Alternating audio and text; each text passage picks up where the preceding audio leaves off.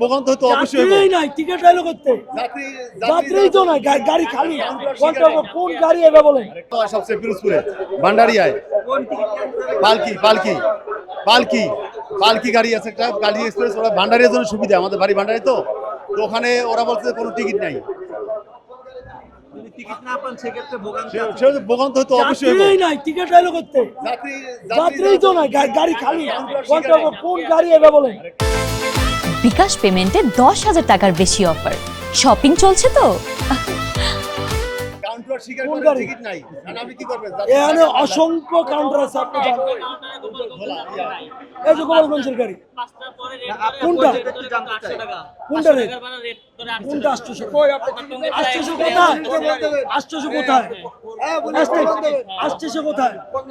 টুরিপার এক্সপেরিয়েন্সে যায় দেখেন 850 টাকা করে রেট ধরতেছে। আগের টিকিটটা কত ছিল ভাই? আগে 550 টাকা, 50 টাকা, 650 টাকা করে রাখছে। এখন হচ্ছে 850 টাকা যাচ্ছে। কোন বাসে? আমরা এই দোতলা বাসে। এটা কি আপনি বিআরটিসি বাসে। আপনারা যে বাসে যেতে চাচ্ছেন এটা আউট বাইরে, এটা আউট। পাবলিক বিআরটিসি না। এখানে বিআরটিসির যে জায়গাটা, ওটার ভিতরে অসংখ্য পাবলিক সার্ভিসের কাউন্টার আছে, অসংখ্য গাড়ি যায়।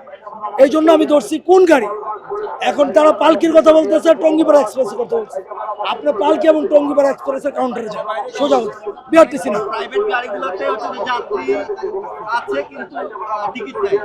আপনাদের যাত্রী নেই কিন্তু টিকিট আছে। টিকিট আছে, অ্যাভেলেবল গাড়ি, আমাদের অ্যাভেলেবল গাড়ি, অ্যাভেলেবল টিকিট, কোনো সমস্যা না। বিআরটিসি এটা হলো প্রাইভেট যারা, এই যে প্রাইভেট যারা ওয়েলকাম, ঠিক আছে, টঙ্গিপাড়া পালকি, তাদের সমস্যা, বিআরটিসি সমস্যা। ঠিক আছে, ধন্যবাদ।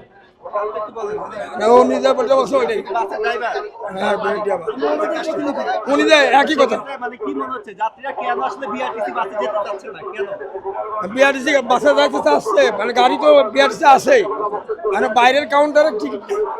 বিআরটিসি গাড়ি ওভার স্পিডে চালায় না। বিআরটিসি গাড়ি সরকার নির্ধারিত যে কিলোমিটার আছে রোডে, সেই অনুযায়ী চালায়। এই জন্য তাকে ভালো লাগে না, তাকে লাগবে ওভার স্পিড গাড়ি। ওভার স্পিড গাড়ি পাবলিক আছে, আমাদের বিআরটিসিতে কোনো ভাড়া বেশি নিচ্ছে না। যারা নিচ্ছে তাদের কাছে জিজ্ঞান কার কাছে ভাড়া বেশি নিচ্ছে, কোন কাউন্টার থেকে নিচ্ছে। না না, আমাদের বলা হয়েছে, তাহলে কেন এই মিডিয়া আবার করে?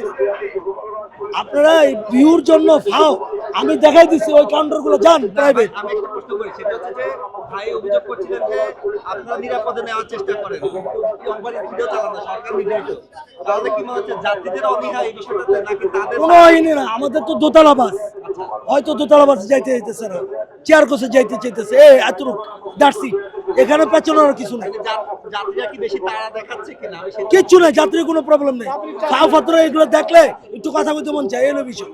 আপনারা কাউন্টারে যান, পাবলিক কাউন্টারে, ঠিক আছে, যান।